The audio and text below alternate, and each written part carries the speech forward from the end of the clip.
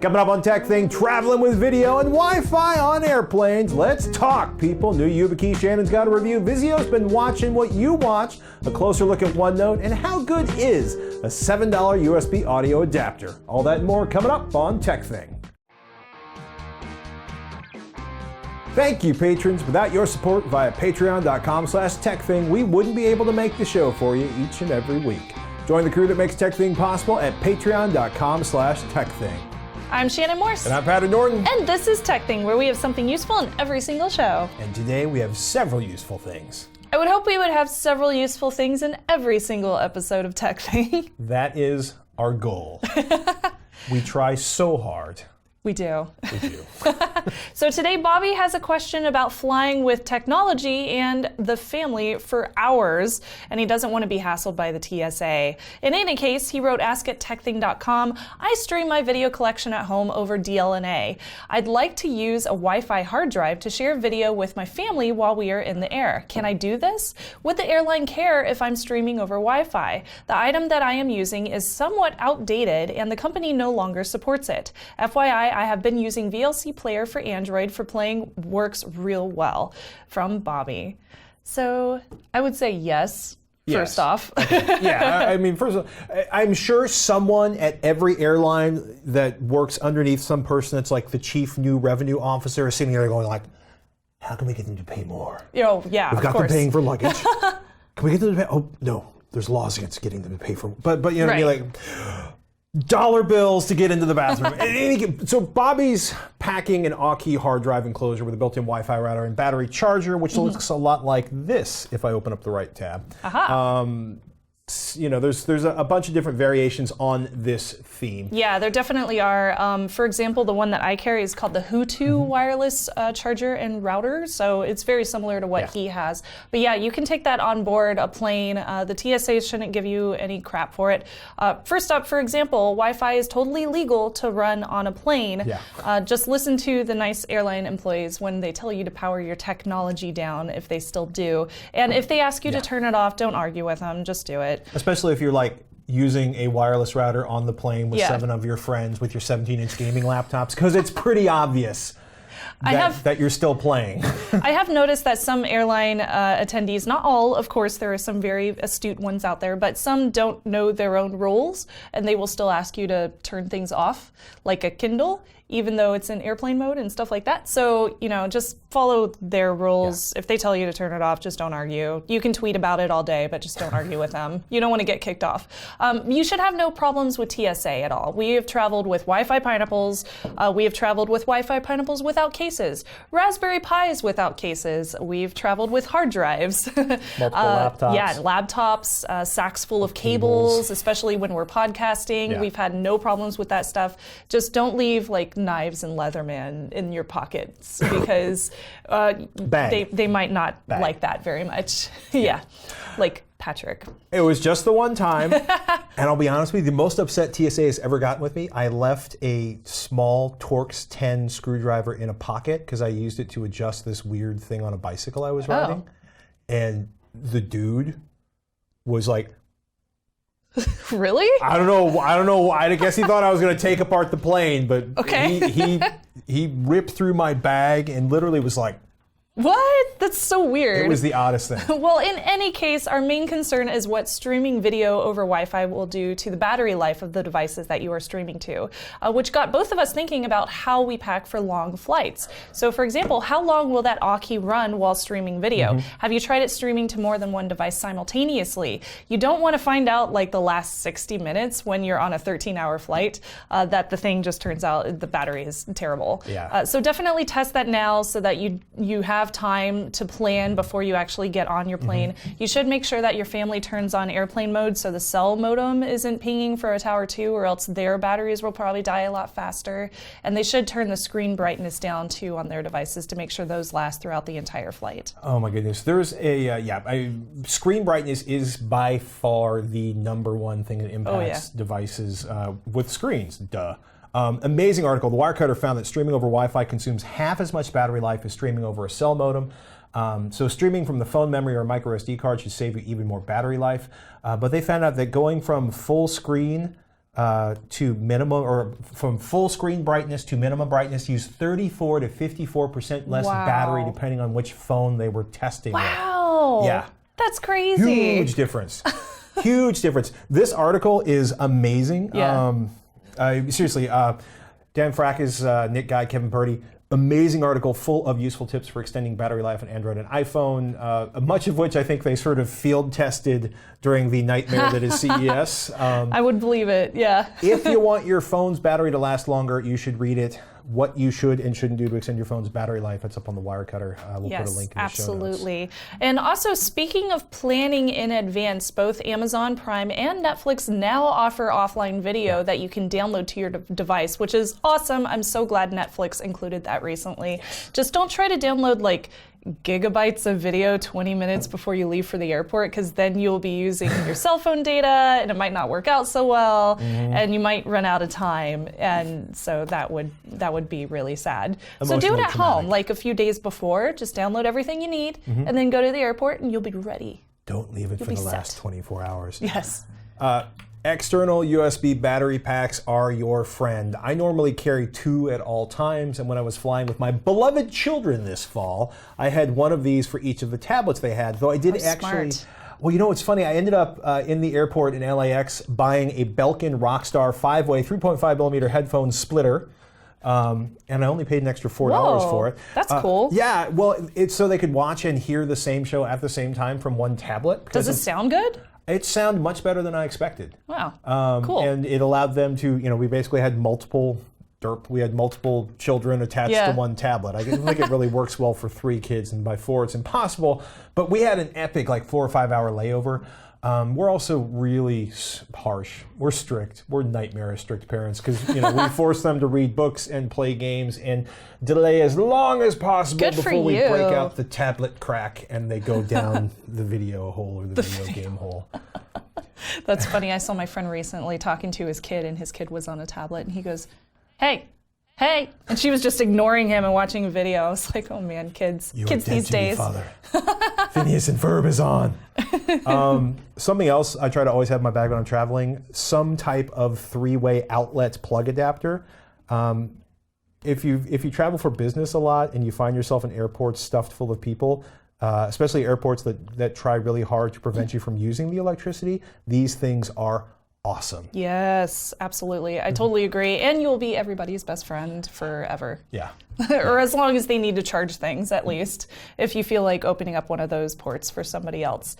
Let us know what you guys have recommendations-wise for travel. And also, if you have any questions about what you can or cannot bring on planes. We've traveled a lot with electronics and random internationally. things. So I think we have a pretty good idea of what you can and cannot bring on a plane when it comes to your electronics. Yeah, they get really uptight about large categories of tools in general. Yes, they do. Probably for very good reasons. Also, no fireworks. Don't forget. Well, yeah. Let us know if you guys have any questions. You can email us, ask@techthing.com, or you can tweet us @techthing. I saw somebody trying to take a block of fireworks through TSA once. Yeah, he should have tweeted @techthing. We promised you a review of the latest YubiKey. Shannon has been you love the YubiKey 2FA keys. I do, yeah. 2FA keys, is that the sort of right product category for this? Universal second factor. It's a FIDO Alliance 2-factor authentication key, and it's YubiKey in general. It's a company called YubiKey. They create these things called YubiKeys, which are made as 2-factor authentication devices as opposed to authenticator apps. They're my favorite thing to use. They're awesome. They're consumer friendly, they're cheap, they're easy to install, and they come in these really handy keychain versions, so you can just stick it on your keychain. Now, is FIDO new, or is U2F, Universal 2F new? Neither of those are very new. They've been around for several years now. I want to say at least 3 years. It's just that Facebook is finally picking up on U2F, and suddenly U2F's bigger companies are finally looking at it as a possibility to kind of grow from two-factor authentication that we've been using with SMS and two-factor authentication apps. Got it. So instead of that, you would use a device which is cheaper than a smartphone and less likely to be stolen. So with a U2F key, such as these ones or the ones that you can see here, you can log into your accounts with this key, which is basically like hard-coded into the hardware on here, instead of a Google Authenticator code or an SMS code. And that's because SMS codes, like we said, I believe last week, they are not super secure, so we recommend using an authenticator app or a U2F device. Unfortunately, not a lot of sites have adopted U2F yet, just like Patrick said, Facebook just did, but more are being announced all the time, most recently being Facebook as far as I know. So if you want to check them out, yubico.com is the website. I'll put that link in the show notes, but I wanted to talk about their newest one, which is right here, and it's called the YubiKey 4C, and they just announced this at CES. It's teeny tiny, so it's a little hard to see, but it's $50 and it's available next week on Monday, February 13th, 2017. So this is really great because, for example, Macs recently went USB-C. The Dell XPS has USB-C as well. So this is a really great one for new laptops that are on the market that are going USB-C. This will also work with mobile devices like the Pixel, which has USB-C. So cool. So I can put it in there to authenticate myself and log into different websites. So this supports protocols including, YubiKey's OTP, OAuth, which is OAuth authentication that several different websites use right now. The FIDO U2F, which is my main reason for using this. RSA 4096, which a lot of companies use.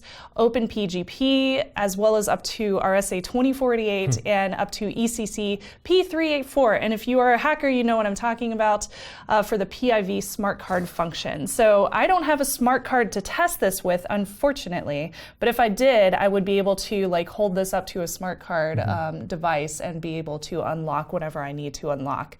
So the keychain version of this USB-C device, that's the only one that they have right now for USB-C, but they are working on a nano version coming up soon. So if you have any questions about YubiKeys, let me know. We've been good friends with them for several years. Do you actually carry it around on your keychain? I do, yeah. Do they get beat up? Do they ever get bent or crashed? No, I've never had any issues with them getting beat up or anything. And I put these in, like, just dump them in my purse. So they jingle around everywhere, and I've never had a problem. Your purse is like my backpack.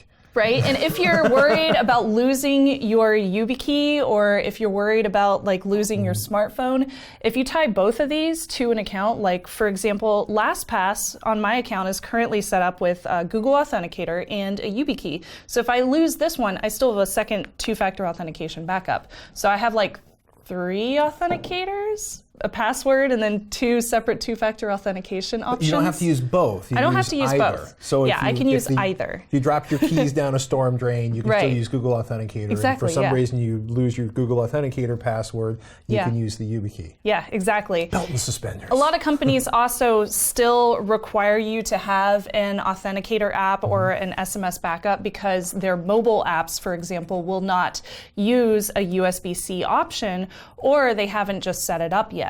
Like for example, Facebook, you can't use a USB-C YubiKey yet to log into your account, so they require you to set up a authentication app or a code to log in as well, just in case you need that backup. So if you want to set this up, I'm going to show you how I did it in my LastPass account. The first thing you want to do is open up your LastPass app and go to My Vault, and from there you'll click on the little button down at the bottom called Account Settings and go over to Multi-Factor Options. Now if you've listened to us in the past, you probably already have a multi-factor option set up. Either you have Google Authenticator or Duo or one of these at the top. If you have a premium account, then you can set up a YubiKey. So you go down here, click on that little Edit pencil button, and this will open up the YubiKey customization menu. So you can choose to enable it or turn it off if you already have it on and you want to turn it off for some reason. You'll probably want to allow mobile device access, which allows you to plug this into your Android phone, for example, and then you can log into the LastPass app from there, and then permit offline access. You guys remember offline access, right? Right? Yeah, we just talked about that recently. I turned mine off. You can leave it on if you want to, but I turned mine off. So after you have all that set up, what you want to do is plug in your YubiKey right here. And when you plug it in, you'll press on the YubiKey wherever it has that little gold item on it. So for example, on these ones, you see that little gold circle light right here? You'll press your finger on top of that, and it'll fill in the token into your YubiKey menu option right here. Whoa. So when you press down on it, it'll just fill in the token to give you that unique password combination. I would make a joke about it application. installing the rootkit at the same time too, but people have no sense of humor about that stuff, and we like YubiKey, so consider that joke not made. Right. And the interesting thing about this too is you can set up several different YubiKeys. So if you lose one too, you could always set up a second one, which is really, really cool. So maybe you have a really old one, like not a USB-C one, but you want to set up a new USB-C one. You don't have to delete your first one. You can also set up a second one, up to 5. And once you're done with that, you just click Update. I've already done it, so I'm going to go ahead and close out of there, and then you are good to go. So after that happens, they recommend, of course, logging out of all your different applications on Chrome browser and on your mobile device, and then re-logging back in so that you can actually test the USB-C key and make sure that it works. And then if it doesn't, of course, you can go from there. But I haven't had any problems with this. The caveats are, this doesn't work for all sites, of course. A website does have to enable U2F implementation on their website for YubiKey to work with them. The YubiKey does work. They just have to implement it on the websites. Mobile devices too, if you are logging in, those are completely different from a PC login. So while LastPass works on my PC's browser, for example, it doesn't currently work with my mobile app. That might just be because I haven't set up. That's like the login to Facebook, like it works That's on a login, yeah. Yeah, Facebook too, or LastPass. Okay. So that might just be a setting that I need to change on LastPass, but currently I can't log in with the USB-C for my LastPass account, so I'm using my Google Authenticator instead. So I'm curious if you guys like this as opposed to using an authenticator app. I think it's cool to have an extra way to get into your accounts in case like your phone ends up getting stolen or something like that, or maybe you don't have a smartphone. Right. A lot of people still don't have smartphones to this day. My dad-in-law still has a flip phone, so if he wanted to do second factor authentication, it would be easier for him to use one of these than it would to buy like a $800 phone and then use that just for second factor authentication. Well, he could get SMS messages sent over his current flip phone. He could, but those are not typing in numbers. They're not very secure. Plugging in a USB. Yeah, exactly. So let me know what you guys think. You can email ask@techthing.com with your questions. I'll be happy to answer them. And I love this thing, so I would love to know if you guys do too. How much do they cost? This one's $50, but there are way cheaper ones that are just USB 2.0 or USB 3.0. So those are like $20? Yeah, $18 even. Yeah, cheap. What's price security, my friends? Got a question for Tech Thing? Are you curious to see Shannon and I review something on the show? Do you have a tip or an idea to share with the crew? Please fire them out to ask@techthing.com, or you can tweet @TechThing, @Snubs, or @PatrickNorton. And hey, if you want to be part of the crew that makes this show possible, please contribute to the show at patreon.com/techthing. Just $1 an episode will make a big difference, and you'll get access to all of our patron-only goodies. Thank you for your patronage. You make the show possible, and we understand if you can't donate. Please keep sending in those emails, and if you could spare a moment or two to give our video the thumbs up on YouTube, like our Facebook page, or review Tech Thing on iTunes or your favorite podcatcher, we would really appreciate it, because it all helps the show. Thank you so much for supporting Tech Thing, no matter how you do it. We got a question from Michael from Michigan who writes, "Hey Patrick and Shannon, I am looking for a decently priced USB sound card to replace the somewhat broken headphone jack in my laptop. I plugged in headphones that work 100% in my phone into my laptop to get sound in one ear only, and to get better sound out of my computer for streaming videos. What would you recommend for a budget price range of under $50? I don't want those big bulky ones that I need to leave on a desk or other surface, as I am using my laptop on my lap mainly. Thanks in advance for your help," from Michael H. from Michigan. Michael also added, "I have been looking around on Amazon, but the build quality from what I could tell didn't look all that great. I just want to make sure that I am getting the most bang out of my buck in terms of durability and sound quality." So, Mr. Audio Man, Yo. What would you recommend? Oh my goodness. You know me. Mr. Audio Man. Oh, for audio dude, thank you. Cheap stuff on Amazon. I am your man. Just for fun, I ordered the Sabrent USB external stereo sound adapter for Windows and Mac, aka the AU-MMSA, the #1 best-selling external sound card on Amazon. It costs a whopping $7, has 4.3 stars on 3,330. Oh, two. There was one earlier today, 3,332 customer reviews. It's gone up by one since I wrote the script. Okay. So this is literally, there's like a half dozen variations of this on sale on Amazon from different vendors. Okay. It feels like plastic. It feels like an inexpensive USB thumb drive. Like you could throw this at something and it would break. It wouldn't break anything around it. Yeah, I mean, just here, let's. Are you really? It's $7. Let's crack it open. Okay. There's not a lot to it, but to a certain point, there doesn't need to be a lot to it, right? I feel like I should step over a little bit. I have never cut anybody accidentally on camera. Except for you. Well, that's different. Obviously, I don't think anybody's going to run around hammering their USB audio device with a Leatherman, but there's not a lot in there. It's super, super small. Wow. And essentially, what it's got is a little bit of silicon. That's the digital to analog converter, and I would presume also the headphone amplifier. Yeah. So, it is inexpensive and it looks inexpensive. So tell me about the audio, because I'm assuming that you tested it. Oh, I did. I tested the snot out of it. The audio playback is good.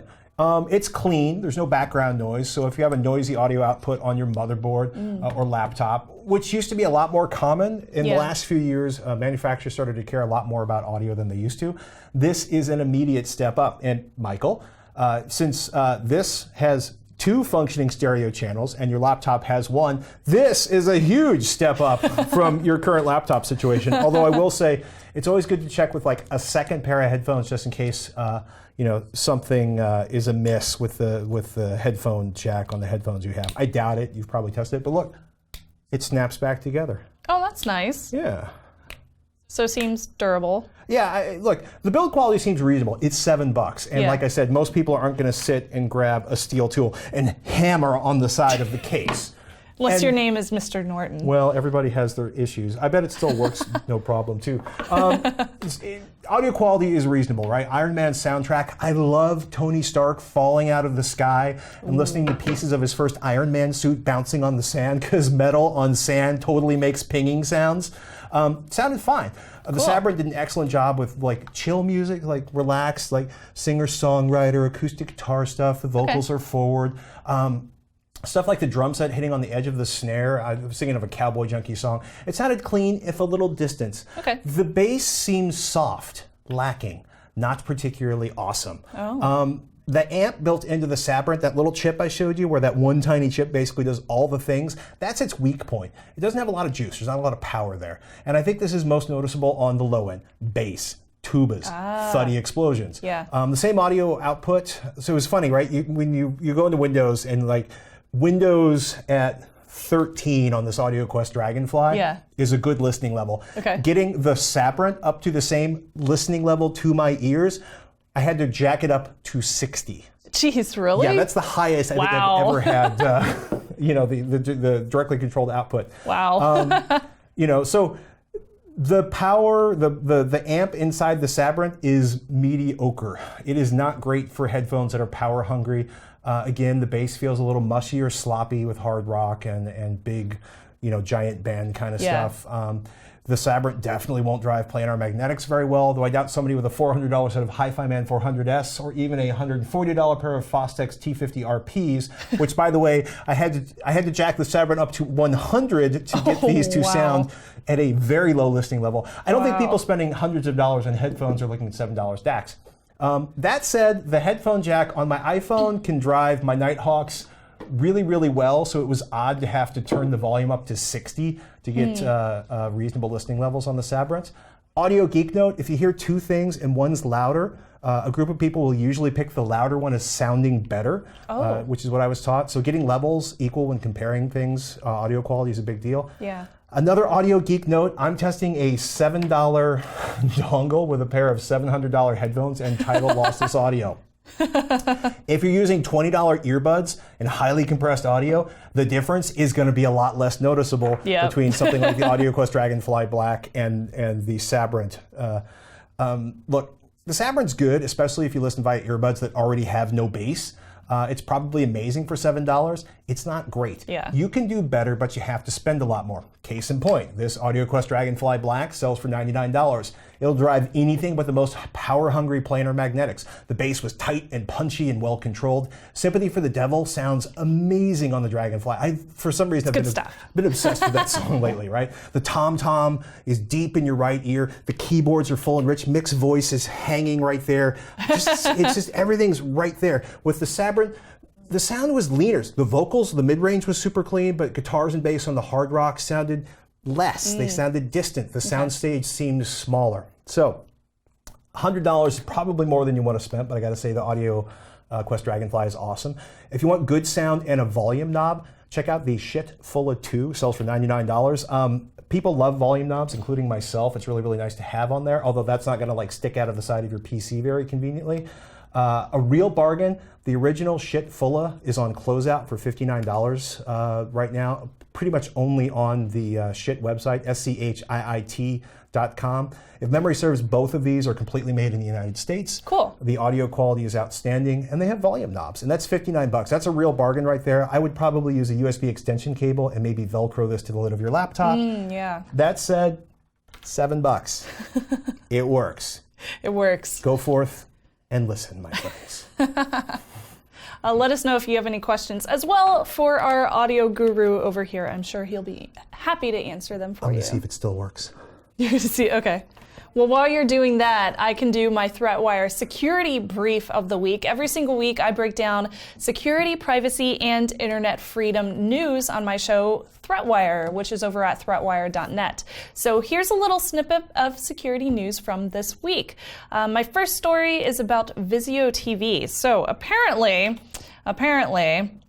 Vizio settled a lawsuit for $2.2 million with the FTC for spying on their TV owners. Yes, you heard that right. They have been spying on people. So owners that use the smart interactivity feature were sending watch data along with gender, age, income, education, etc., all sorts of data back to Vizio without their knowledge or consent, and Vizio was selling it to advertisers.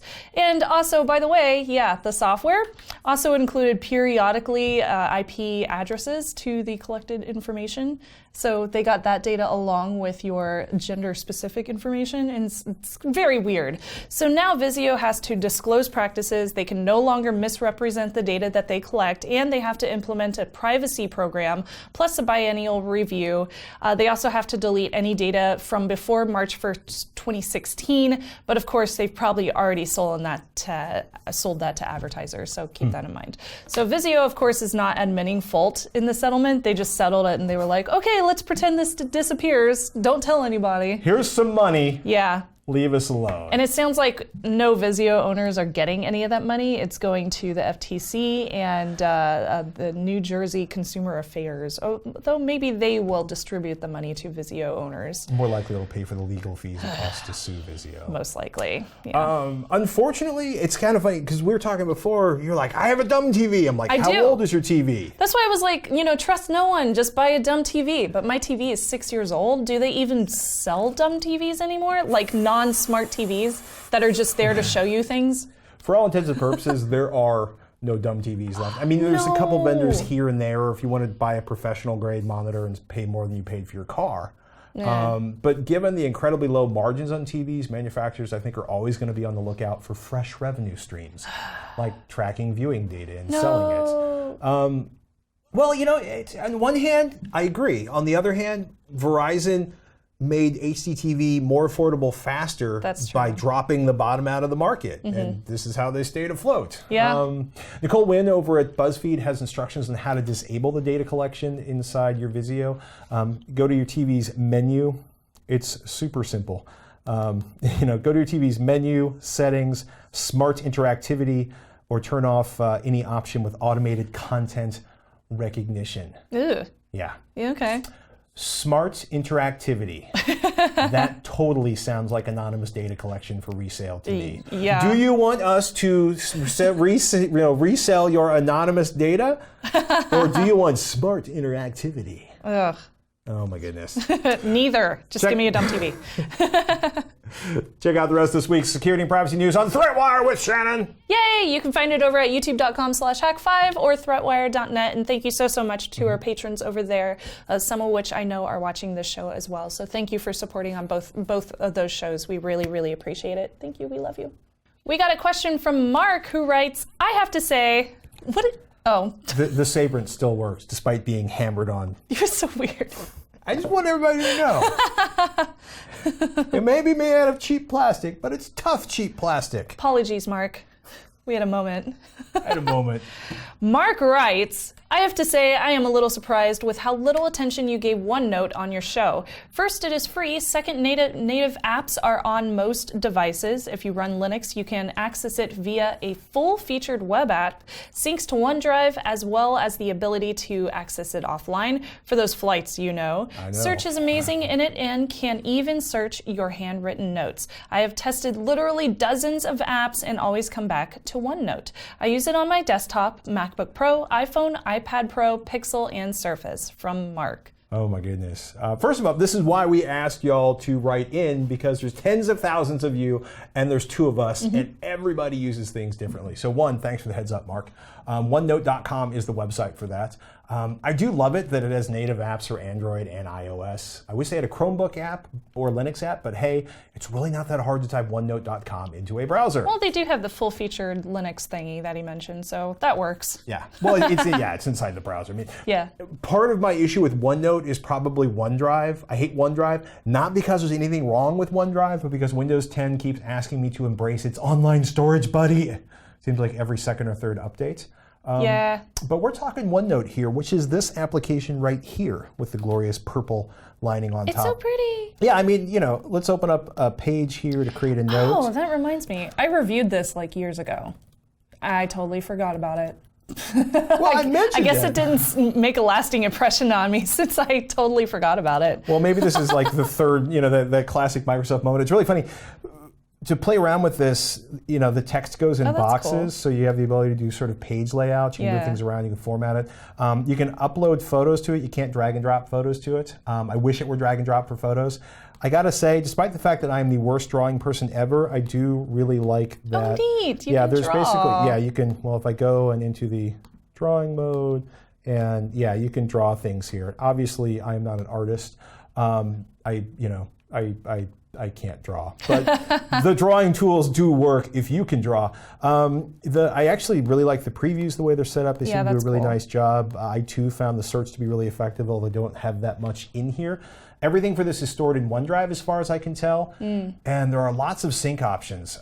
If you go to the iOS app for this, it is crazy. There are 19,871 five-star reviews on the iOS App Store. Wow. And I immediately decided, I have to download this. Jeez. And, nobody likes an app that much, ever, it seems like.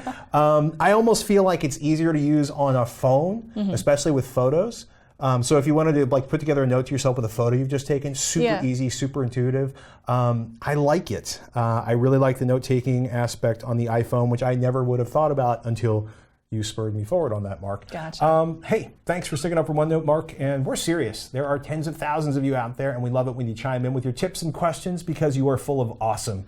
AskATechThing.com is the best place. And we'll keep an eye on the inbox. Yes, thank you so much for sending that in. And remember, it's about that time. Once in a while, put down your phone. Step away from the screen. I'm not going to step away from mine because I have a picture to show you. Close the laptop and do something analog, like learn how to brew beer. Whoa. Yeah, I totally learned at my friend's house how to brew beer the other week, and it was awesome. Is that bacon scraps? So this is orange peel. Thank you. A bunch of other stuff that I don't remember. Dog food? But dog food, no, that's like coriander or something. I don't know. But you mix it together and it smells really good. We put that in the brew and let that sit for like a few hours before we actually strained it out and added yeast, and we put it in a fridge. And hopefully in 4 weeks I will be able to come back here and tell you whether it tastes good or not. Hot tip. If you're aging your beer after you've bottled it, put it inside big, like 27-gallon plastic storage containers before you put them in a cool, dry place. My cousin had like 2 bottles of beer explode that he was aging after he brewed it, and that all dripped down into all the beer and onto the floor of the basement and stuff. So he became a big proponent of, you know, basically encasing so only a couple racks of beer could possibly get spoiled. Well, luckily the person that was brewing the beer is, he's been doing this for a while, so, and I know he's learned quite a bit, like live and learn type scenarios, so I'm pretty sure he knows what he's doing. But I'm excited to try our beer in about 3 weeks now, since we did it about a week ago. It was Shannon's pretty cool. Coriander Wonder Brew. It's pretty cool. That's like the only thing I will ever cook in a kitchen. That's not true. I heard you made spaghetti last week. Oh yeah, I can do spaghetti. That's about it. 2 things. Toast? Burn toast. Really? I'm bad with toast. Oh boy. I'm Patrick Norton. I'm Shannon Morse. He's great with security though. We'll see you next week on Tech Thing.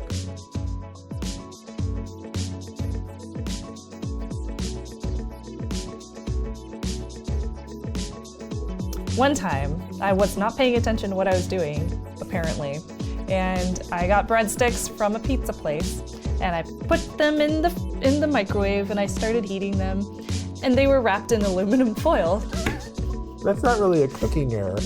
That was just stupid. Did you get the full? Did you see the fireworks, or did you just come into the kitchen with the microwave? Full I of saw smoke all the fireworks. I was like, what's going on? Did you destroy the microwave? No, I almost did though. I caught it soon enough that I didn't destroy it. It smelled bad though. It smelled real bad. Yeah, you turned and the aluminum foil into I plasma. burned a pot from boiling water for too long, and then it just evaporated. Boiled it out. Definitely done that. Destroy the pot. Boiled tomato soup for way too long, and then it just disappeared. Yeah, destroyed the pot. Did you have like the black carbon lining in the? A friend of mine did that once. I don't know how they did it without burning their house down. I'm so bad at cooking, but yeah, the beer was fine.